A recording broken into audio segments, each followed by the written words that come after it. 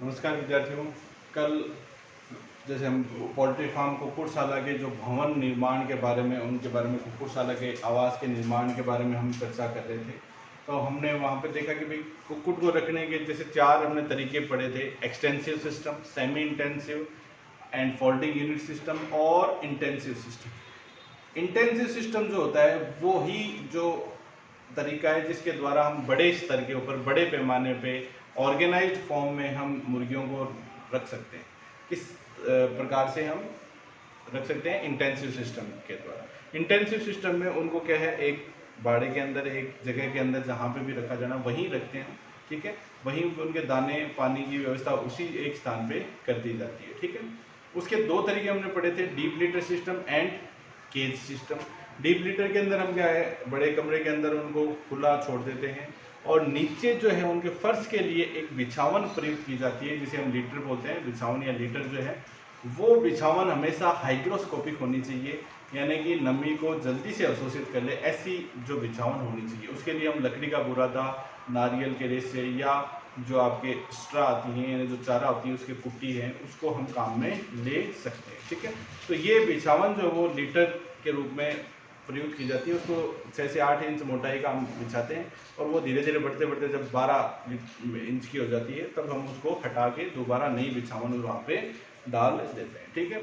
तो ये जो लीटर होता है उसके अंदर मुर्गियों की जो आपके ड्रॉपिंग्स हैं, ठीक है, पोल्ट्री ड्रॉपिंग्स है, यानी उनकी जो बीट वगैरह होती है वो गिरती हैं, वहाँ पे उनका जो नमी है उसका अवशोषण हो जाता है, धीरे धीरे उसका डिकम्पोजिशन स्टार्ट हो जाता है और वो डिकम्पोज्ड जो लीटर होता है वो बहुत ही अच्छी खाद के रूप में खेतों के अंदर और पौधों के साथ में वहाँ पे ये प्रयुक्त की जाती है।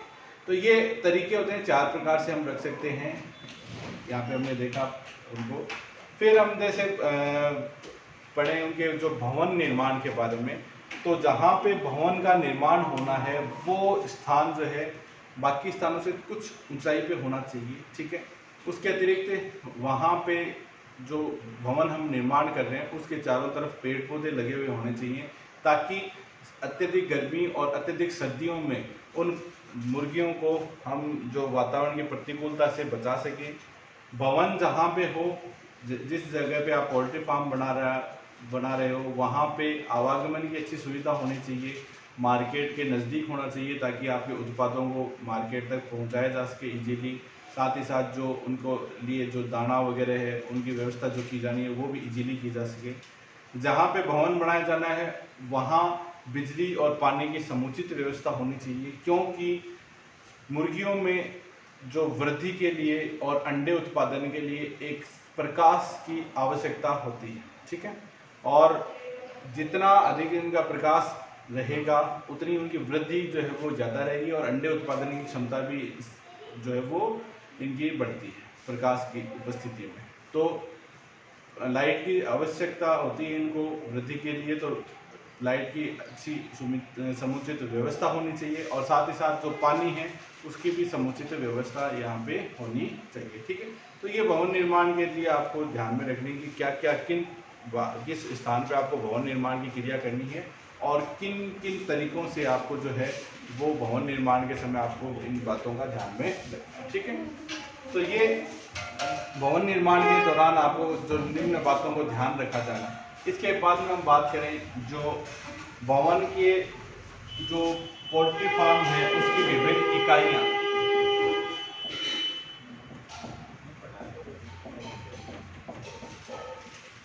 पोल्ट्री फार्म की जो है अलग अलग क्या क्या यूनिट्स हो सकती हैं। तो पोल्ट्री फार्म के अंदर जो पोल्ट्री के अंदर विभिन्न श्रेणीबद्ध तरीके से उनको रखा जाता है, तो उनके अकॉर्डिंग कौन कौन सी यूनिट होती है। सबसे पहला हम पढ़े हैचरी। हैचरी वह स्थान होता है जहां पर अंडों को रखा जाता है और अंडे से क्या होते हैं, चूजे जो है वो निकलते हैं। उस भाग को हम क्या बोलते हैं, हैचरी बोलते हैं। वह स्थान जहां अंडों से चूजों को तैयार किया जाता है।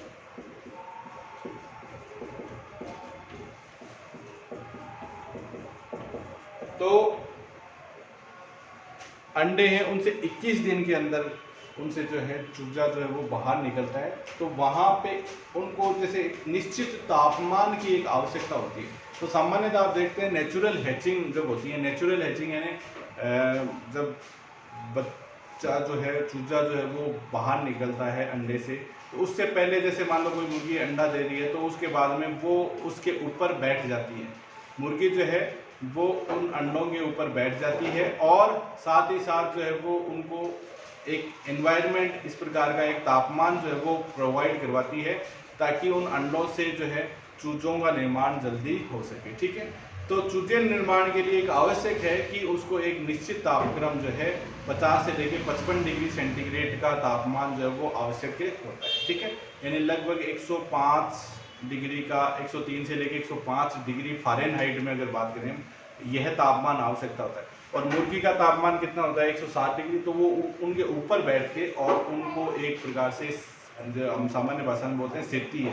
सेने का मतलब क्या है, वो उनको एक निश्चित तापमान जो है वो प्रोवाइड करवाती है, और उसी तापमान पे वो चूजे अंडों से बाहर निकल सकते हैं, उनकी वृद्धि होती है अंडों के अंदर और चूजे बाहर निकल सकते हैं। ठीक है, अब ये तो हो गई नेचुरल हैचिंग की बात, लेकिन आर्टिफिशियल जो हैचरीज होती हैं, इनमें क्या होता है, अंडों को रखा जाता है विशिष्ट क्रम में, और साथ ही साथ उस कमरे के अंदर एक निश्चित तापमान है वो रखा जाता है, ताकि अंडे जो हैं वो एक निश्चित तापमान पे परिपक्व होकर उनसे चूजों का निर्माण हो सके।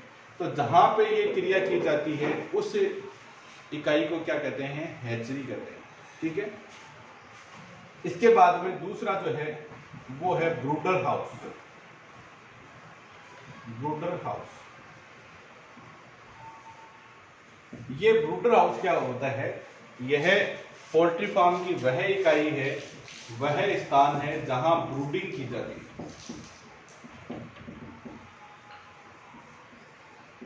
ब्रूडिंग की जाती है। ब्रूडिंग का तात्पर्य क्या है, ब्रूडिंग का तात्पर्य है कि जो चूजा हो गया 0 डे का चूजा है या 1 दिन का जो चूजा है, 1 डे ओल्ड है, उसको लगभग 7 से 8 सप्ताह तक उसको पाला जाता है, जहां पर रखा जाता है, उसको हम क्या बोलते हैं, ब्रूडर हाउस बोलते हैं। ठीक है, तो इस स्थिति में क्या किया जाता है, इसमें भी एक तापमान की आवश्यकता होती है, और उन चूजों को दाने और पानी की व्यवस्था कर दी जाती है, और साथ ही साथ उस कमरे का एक विशिष्ट जो तापमान है वो रखा जाता है, ताकि उन चूजों की जो ग्रोथ है वो अच्छे से हो सके। ठीक है, तो इस को हम जहाँ पे चूजों को तैयार किया जाता है, उनको 8 सप्ताह तक जहाँ पे रखा जाता है, चूजों को 1 दिन के चूजे से लेकर 8 सप्ताह तक जहाँ पर रखा जाता है, उस स्थान को क्या बोलते हैं, हम ब्रूडर्स हाउस कहते हैं।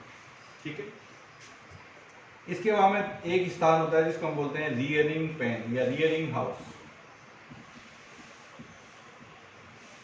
रियरिंग हाउस 8 सप्ताह से लेके 8 सप्ताह से लगभग 20-22 सप्ताह तक, 20 से 22 सप्ताह तक मुर्गियों को जहां रखा जाता है,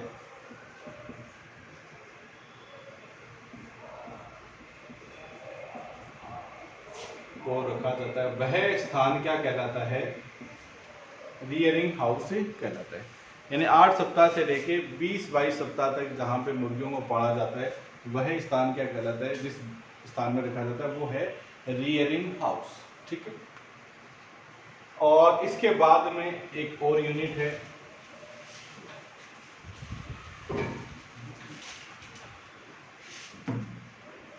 उसका नाम है लेइंग पेन। लेइंग पेन नाम से देखना स्पष्ट होगा, जहां पे लेइंग की क्रिया, लेइंग का मतलब क्या है, लेइंग की क्रिया जो होती है वो मुर्गी में अंडे देने की प्रक्रिया को क्या बोलते हैं, लेइंग, एग लेइंग, यानी अंडे देने की क्रिया। तो जहां पे अंडे देने वाली मुर्गियों को रखा जाता है, उनको हम क्या बोलते हैं, उस भाग को, उस पोल्ट्री फार्म के उस भाग को क्या बोलते हैं, लेइंग पेन। ठीक है, वह स्थान जहां पर 22 सप्ताह, 20 से 22 सप्ताह के बाद की मुर्गियों को रखा जाता है, और मुर्गियां जो है इसी उम्र के बाद में अंडे देना जो है वो स्टार्ट करती है, यानी 20 से 22 सप्ताह के बाद में ही मुर्गियां जो है वो अंडा देना स्टार्ट करती है। ध्यान में रखना आपको, उन्हीं मुर्गियों को हम बाद में रखेंगे, ठीक है। और इनका भी जो अंडे देने का जो क्रम है ये 22 सप्ताह से लेके 42 सप्ताह तक इनके अंडे देने की जो फ्रीक्वेंसी है वो धीरे धीरे बढ़ती है। 42 से 52 सप्ताह तक ये एक नियत रहती है, और 52 सप्ताह से 72 सप्ताह तक ये धीरे धीरे कम होने लग जाती है, और 72 सप्ताह के बाद में बहुत तेज़ी से ये कम होती है। उसके बाद में उन मुर्गियों को क्या कर दिया जाता है, कलिंग कर दी जाती है। कलिंग यानी उनको मीट पर्पज़ के काम में ले लिया जाता है, ठीक है। तो जिस भाग में उन मुर्गियों को रखा जाता है जो अंडे देने वाली मुर्गियां हैं, तो उनको हम क्या बोलते हैं, उस स्थान को क्या बोलते हैं, लेइंग पेन, ठीक है। इसके अलावा पेडिग्री पेन, यहाँ पर उन मुर्गियों को रखा जाता है जिनसे अगली संतति के अंडे जो है वो प्राप्त करने, नेक्स्ट जनरेशन के जो एग हैं जिनसे हमें और जो मुर्गियाँ तैयार करनी है, उनको रखा जाता है। वो क्या कहलाता है, पेडिग्री पेन, ठीक है। वह स्थान जहां पर ब्रीडेबल यानी जो प्रजनन के काम में लिए जाने वाले, प्रजनन योग्य मुर्गियों को रखा जाता है, उस स्थान को क्या बोलते हैं, पेडिग्री पेन कहते हैं। भाई इन मुर्गियों का जो अंडा है, ये अंडे तो क्या है, सेल कर दिए जाते हैं, उनको खाने के लिए उनके काम में लिए जाते हैं, ठीक है। यहाँ पे नर को साथ में नहीं रखा जाता, लेकिन पेडिग्री पेन के अंदर क्या है, ऐसी मुर्गियों को रखा जाएगा जिनसे हमें अंडे, ऐसे अंडे प्राप्त करने हैं जो उनसे बाद में हम क्या है, उन अंडों से चूजे निकाल सकें, ठीक है। ऐसे अंडे जहाँ पे पैदा किए जाएंगे तो साथ में इनको क्या है, ये जितने भी जो मुर्गियां हैं उनके साथ में मुर्गों को भी रखना पड़ेगा। तो वह स्थान जहाँ पे जो ब्रीडेबल जो मुर्गियां हैं उनको रखा जाता है, वो स्थान क्या कहलाता है, पेडिग्री पेन कहलाता है, ठीक है। वह स्थान क्या कहलाता है, पेडिग्री पेन कहलाता है।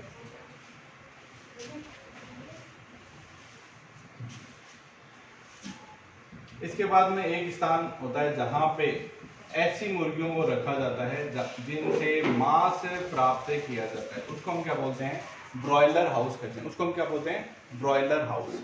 वह स्थान जहां पर मांस प्राप्त करने वाली मुर्गियों को रखा जाता है।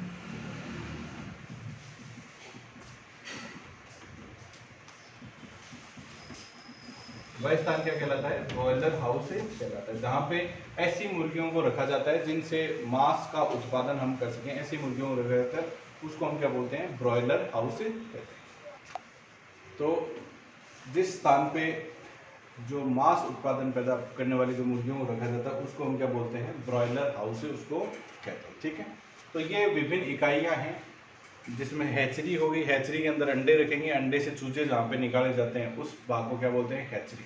फिर उन चूज़ों को 0 डे से लेके, यानी जब चूजे निकलते हैं उसके बाद में उनको ट्रांसफ़र जहाँ पे किया जाता है वो कहलाता है ब्रूडर हाउस। 8 हफ्ते तक हम रखेंगे ब्रूडर हाउस के अंदर।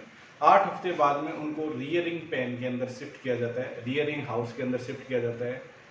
वहाँ पे उनको लगभग 20 सप्ताह तक, जब तक वो मतलब जैसे मुर्गियाँ जो हैं वो अंडे देने योग्य न हो जाए, वहाँ तक उनको रखा जाता है रियरिंग पेन के अंदर।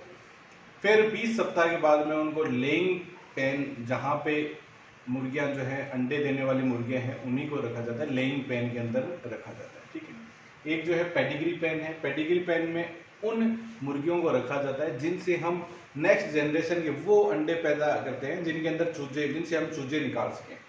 उन भाई एक तो जैसे अंडे भी आपको 2 प्रकार के, भाई अंडे देना तो मुर्गी की एक नियमित प्रक्रिया है, ठीक है। अब वो निषेचित है या नहीं है, यह डिपेंड करता है कि साथ में आपने मुर्गा रखा हुआ है या नहीं रखा हुआ। यदि मुर्गा नहीं रखा हुआ तो वो अंडे जो होंगे उनके अंदर सिर्फ और सिर्फ क्या होगा, सिर्फ अंडाणु होगा, शुक्राणु होगा ही नहीं। तो ऐसी स्थिति में उनसे क्या होगा, हम चूजा प्राप्त नहीं कर सकते ऐसे अंडों से। जबकि पेडिग्री पेन के अंदर हम मुर्गियों के साथ में क्या रखते हैं, मेल भी रखते हैं, मुर्गा रखते हैं। तो ऐसी मुर्गियाँ उनके अंडे जो है वो निषेचित होते हैं और उन अंडों से फिर क्या है, हम चूजे जो हैं वो प्राप्त कर सकते हैं। तो पेडिग्री पैन में उन मुर्गियों को रखा जाता है जिनसे हम आगे की जो ब्रीडिंग जो है, ब्रीडेबल जो मुर्गियाँ हैं, यानी जिन ऐसे अंडे प्राप्त करते हैं जिनसे चूजे प्राप्त कर सकें, उन मुर्गियों को यहाँ पे रखा जाता है। और ब्रॉयलर हाउस में वो मुर्गियाँ रखी जाती हैं जिनसे हम मांस जो है वो प्राप्त कर सकते हैं। ठीक है, तो ये पोल्ट्री फार्म की विभिन्न प्रकार की इकाइयाँ हैं।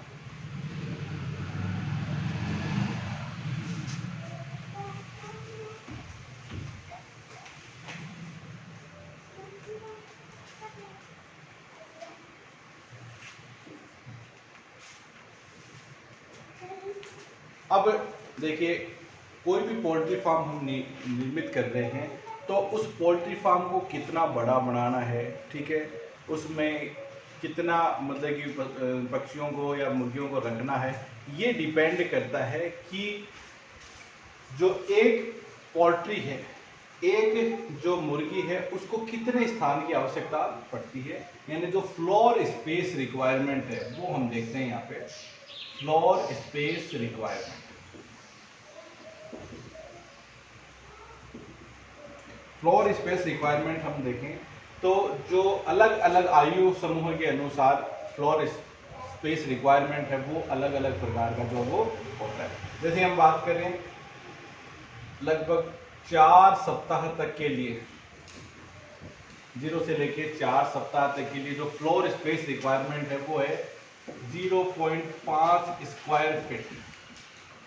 एक बर्ड के लिए, एक मुर्गी के लिए, एक पोल्ट्री के लिए कितना स्पेस रिक्वायरमेंट होता है? 0.5 स्क्वायर फीट। ठीक है, लगभग 4 से 8 सप्ताह के लिए ये जो है थोड़ा बढ़ जाएगा, डबल हो जाएगा, 1 स्क्वायर फीट। ठीक है, 8 से लेके और 20 सप्ताह तक, 8 से लेके 12 सप्ताह तक जो फ्लोर स्पेस रिक्वायरमेंट है वो है लगभग 1.5 स्क्वायर फीट, और 12 सप्ताह से लेके 20 सप्ताह तक ये है 2 स्क्वायर फीट, 2 स्क्वायर फीट। ठीक है, और 20 सप्ताह से अधिक की जो हैं मुर्गियां हैं उनको लगभग 2.5 स्क्वायर फीट जो है वो फ्लोर स्पेस चाहिए। ठीक है, तो ये एक मुर्गी का फ्लोर स्पेस रिक्वायरमेंट है। ठीक है, जैसे हम बात करेंगे कि भाई 1 स्क्वायर फीट चाहिए 4 से 8 सप्ताह तक, यानी जो बात करते हैं हम ब्रॉयलर जो मुर्गियां रखी जाती है उनके लिए भी कितना है? 1 स्क्वायर फीट है। ब्रॉयलर का मतलब क्या है? वे मुर्गियां जिनसे हम मांस उत्पादन के लिए पालते हैं। जैसे आप सामान्यतः देखते हो कि अपने आसपास के क्षेत्रों में चूजे लाए जाते हैं एक दिन के, ठीक है, उनको तैयार किया जाता है, लगभग 45 डेज के लिए उनको रखा जाता है, लगभग 1.5 महीने के लिए उनको पाला जाता है, और उनका वजन जो है वो लगभग उस समय 3 से 4 किलोग्राम अप टू 5 किलोग्राम, 3 से 5 किलोग्राम के बीच में उनका वजन हो जाता है। वो मुर्गियाँ कौन सी हैं? ब्रॉयलर मुर्गियाँ, यानी जिनको हम किसके लिए पाल रहे हैं? आपके मांस उत्पादन के लिए पाल रहे हैं, यानी उनको लगभग 6-7 सप्ताह के लिए उनको रखा जाता है और उसके बाद में उनको सेल कर दिया जाता है, उनको मीट पर्पज के काम में ले लिया जाता है। ऐसी ब्रॉयलर मुर्गियाँ होती हैं। उन्हीं के फार्म अपने आसपास काफ़ी बने हुए हैं, देखा होगा आपने। तो उसमें हमें जब बनाना होता है, कोई शेड बनाना होता है मुर्गियों के लिए, तो जैसे 1000 मुर्गियाँ आपको रखनी है, कितनी? 1000 मुर्गियाँ। 1000 मुर्गियों के लिए कितना फ्लोर स्पेस रिक्वायरमेंट होगा? एक मुर्गी के लिए कितना चाहिए? 1 स्क्वायर फीट। ठीक है, क्योंकि हम इसी लगभग 8 सप्ताह तक मैक्सिमम रखेंगे, 7 सप्ताह तक रखते हैं, तो उनके लिए ब्रॉयलर के लिए कितना चाहिए? 1 स्क्वायर फीट। 1 स्क्वायर फीट के लिए आपको कैसा बनाना है? आपको लगभग 20 फीट जो है चौड़ा और लगभग 50 फीट लंबा, इस प्रकार से हम उसका जो है निर्माण कर सकते हैं। तो ये लगभग 1000 स्क्वायर फीट जो है वो एरिया हो जाता है। यदि हमें जैसे ज़्यादा बढ़ाना है 1000 मुर्गियों के लिए, जैसे लेयर मुर्गियों को रखना है, उनको 2.5 स्क्वायर फीट चाहिए, तो उनके लिए कितना चाहिएगा? आपको 2500 स्क्वायर फीट एरिया जो है वो चाहिएगा। कितना? 2500 स्क्वायर फीट। तो उसके लिए आपको क्या करना है? लगभग 25 फीट चौड़ा और 100 फीट लंबा। ठीक है, ऐसा आप जो है पोल्ट्री फार्म बनाएंगे तो वो जो 1000 मुर्गियाँ, कौन सी मुर्गियों के लिए, जो कि लेइंग एग्स हैं, यानी 20 सप्ताह से ऊपर की जो मुर्गियाँ हैं, 20 सप्ताह से ऊपर की जो मुर्गियाँ जो अंडे उत्पादन में प्रयुक्त की जा सकती हैं, उनके लिए इतना बड़ा जो शेड है वो बनाया जा सकता है। तो ये फ्लोर स्पेस रिक्वायरमेंट है, यानी एक मुर्गी को आराम से रहने के लिए कितनी जगह की आवश्यकता होती है, ये कहलाता है फ्लोर स्पेस रिक्वायरमेंट। ठीक है। अब साथ ही साथ क्या है, यहाँ पे आपको फीडिंग स्पेस रिक्वायरमेंट भी ध्यान रखना पड़ता है।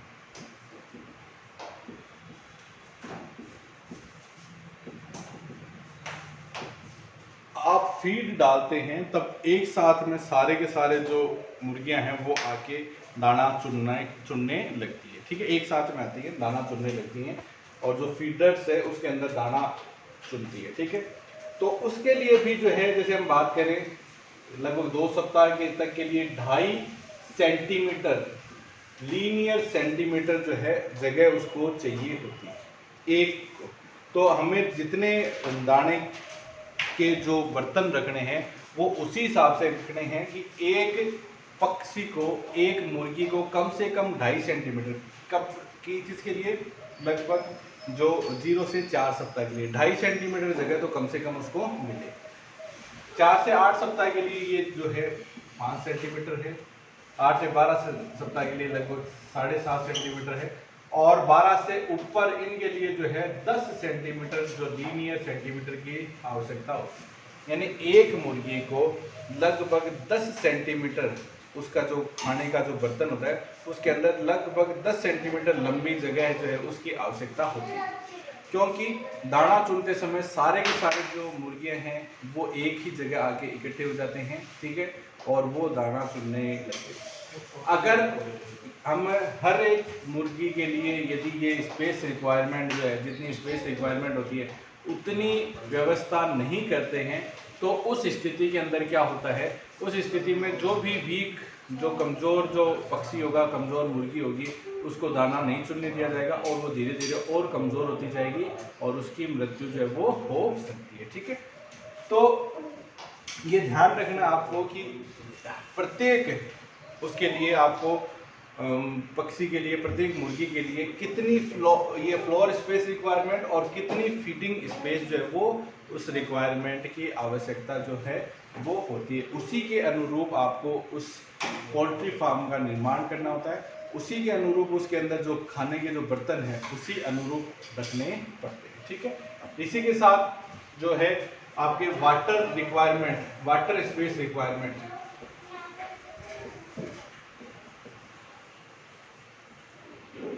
वाटर स्पेस रिक्वायरमेंट, तो ये भी जैसे 1 सेंटीमीटर जो है प्रति, हम मान सकते हैं उसके लिए 1 सेंटीमीटर रिक्वायरमेंट होती है, क्योंकि पानी पीते समय क्या है कि वो सारे एक साथ में नहीं आएंगे। ठीक है, फिर भी आपको क्या 1 सेंटीमीटर प्रति कितने वाटर्स उसके अंदर रखने हैं, यानी पानी की जो सप्लाई के जो पानी के जो बर्तन है वो कितने रखने हैं उसके अंदर, वो उसके अकॉर्डिंग आपको उसकी लीनियर स्पेस प्रति मुर्गी के लिए 1 सेंटीमीटर होनी चाहिए। उसी के अनुरूप आपको उसके अंदर जो वाटर्स है वो रखने होते हैं। ठीक है, तो ये फ्लोर स्पेस रिक्वायरमेंट है, इसका आपको स्पेशली ध्यान रखना है और उसी के अनुरूप हमेशा क्या है, पोल्ट्री फार्म जो निर्माण करना होता है हमेशा ये है कि भाई कितनी मुर्गियाँ आप रख रहे हैं और उसी के अनुरूप उसको लंबाई और चौड़ाई जो है उसकी निर्धारित करके और उसको बनाया जाता है। ठीक है, साथ ही साथ उसके अंदर कितने पानी के बर्तन, कितने उसके अंदर खाने के लिए बर्तन उसके अंदर रखे जाने चाहिए, वो भी इसकी जो फीडिंग स्पेस रिक्वायरमेंट है और वाटर स्पेस रिक्वायरमेंट उसके अनुरूप ही रखे जाते हैं। ठीक है, अब हम देखेंगे जो मुर्गियों के आवास में जो रखे जाने वाले उपकरण हैं वो कौन कौन से हम उपकरण कहते हैं, या हम उनके आवास के अंदर जो रखे जाने वाले साधन हैं उनको कहते हैं, क्या क्या रखे जाते हैं। एक तो जो है पहला है फीडर्स। फीडर्स यानी वह उपकरण है या वह आपका संसाधन है, जिसके अंदर क्या रखा जाता है, दाना रखा जाता है। मुर्गियों के लिए जो दाने हैं वो रखे जाते हैं। ये या तो ऐसे लंबे हो सकते हैं, इस प्रकार के बने हुए,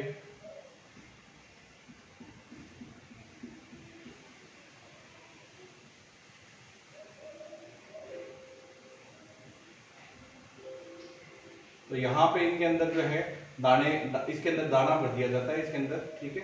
और यहाँ से मुर्गियाँ जो है अपना जो चोंच की सहायता से और वो अंदर से दाना जो वो चुनती रहती है। या आजकल जो है इस प्रकार से गोल आकार के भी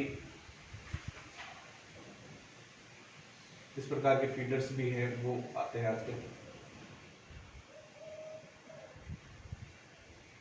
यहाँ पे जो है दाना डाल दिया जाता है, ठीक है, और मुर्गी जो है वो यहाँ से अपने दाना जो वो चुन लेती है। तो ये एकदम गोल होता है, इस प्रकार से गोल होता है, ऐसे गोल होता है। तो ये इसकी चारों तरफ मुर्गियाँ जो है वो खड़ी होकर और दाना जो है वो चुन सकती है।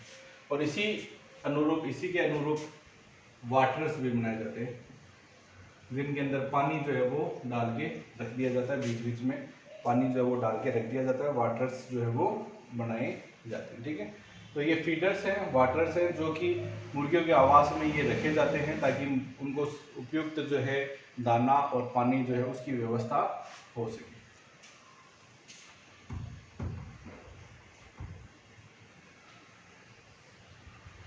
इसके अलावा जो अंडे देने वाली जो मुर्गियां होती हैं, उनके आवास के अंदर ग्रिट या शेल कंटेनर ये भी रखे जाते हैं।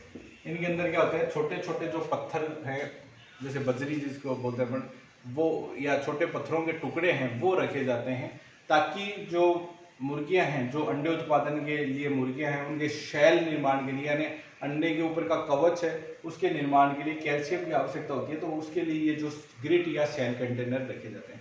इसके अतिरिक्त दूसरा क्या होता है कि ये जो पत्थर चुनती हैं मुर्गियां, जो है वो पत्थर खाती हैं, तो उससे क्या होता है कि जो उनका आमाशय का जो एक भाग है, जिसको हम बोलते हैं गिजार्ड, उस गिजार्ड का काम क्या है, भोजन को पीसना।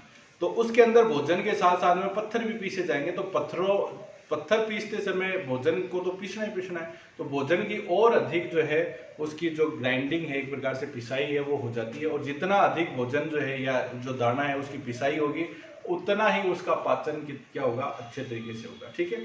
कोई भी जो भोजन है उसकी जितना अगर अच्छे से हम भी जैसे भोजन खाते हैं, उसको जितना अच्छे से चबाते हैं, ठीक है, उतना ही क्या होता है, उसका पाचन अच्छे से होगा। चबाने से क्या तात्पर्य है, उसको छोटे छोटे टुकड़ों में तोड़कर, और उसका सरफेस एरिया एक प्रकार से बढ़ जाता है। सरफेस एरिया बढ़ने से उसका जो पाचन है वो अच्छे से होगा, ठीक है। पाचन अच्छे से होगा और शोषण अच्छे से होगा। इसलिए हम क्या करते हैं, उनके जो साथ में फीडर्स के साथ में क्या रखे जाते हैं, सेल कंटेनर्स, उसके अंदर छोटे छोटे पत्थरों के टुकड़े रखे जाते हैं, और मुर्गियां उनको भी साथ में खाती रहती हैं। तो उससे क्या होता है, एक तो कैल्शियम जो है उसकी पूर्ति थोड़ी बहुत होती रहती है, ताकि उनके जो शेल, अंडों के कवच के निर्माण के लिए कैल्शियम चाहिए होती है, उसकी पूर्ति मिलती रहती है। और साथ ही साथ भोजन है, उसका जो पाचन है वो बहुत ही अच्छी तरीके से होता रहता है। तो ये ग्रिट या सेल कंटेनर्स भी रखे जाते हैं। इसके अलावा हम बात करें कि मुर्गियों के आवास के अंदर और क्या क्या उपकरण होते हैं, जैसे एक हम परचेज। मुर्गियां जब 8 या 10 सप्ताह की हो जाती हैं, उसके बाद में रात के समय ये क्या करती है, नीचे नहीं बैठती है, ठीक है, जमीन से कुछ ऊपर बैठना रात को पसंद करती हैं ये, ठीक है। वहां पे बैठ के ये अपने फेदर्स को, साथ ही साथ अपने जो पंजे हैं उनको साफ करती रहती है, पंखों को साफ करती रहती है, और ज़मीन से कुछ ऊंचाई पे ये बैठना हमेशा पसंद करती है। आप जब भी देखेंगे मुर्गियां जो है वो ज़मीन की बजाय थोड़ा ऊंचाई, जब ये 8 से 10 सप्ताह की हो जाती है, उसके बाद में ये थोड़ा ऊंचाई पे बैठना पसंद करती है। तो उसके लिए क्या करते हैं हम, इनके जो आवास के अंदर मांस के लंबे लंबे जो मांस हैं, वो लगभग ज़मीन से लगभग 18 इंच, यानी लगभग 1.5-2 फीट जो है वो ऊंचे बांस लगा दिए जाते हैं, ताकि मुर्गियां उनके ऊपर बैठ जाएं, और उन्हीं को हम क्या बोलते हैं, परचेज बोलते हैं, ठीक है। तो ये बांस के लंबे लंबे बांस के या लोहे के लंबे लंबे जो हैं पाइप्स होते हैं, जिनके ऊपर मुर्गियां जो वो आसानी से बैठ जाएं, उनको हम क्या बोलते हैं, परचेज बोलते हैं, ठीक है। इसके अतिरिक्त नेस्ट बॉक्स,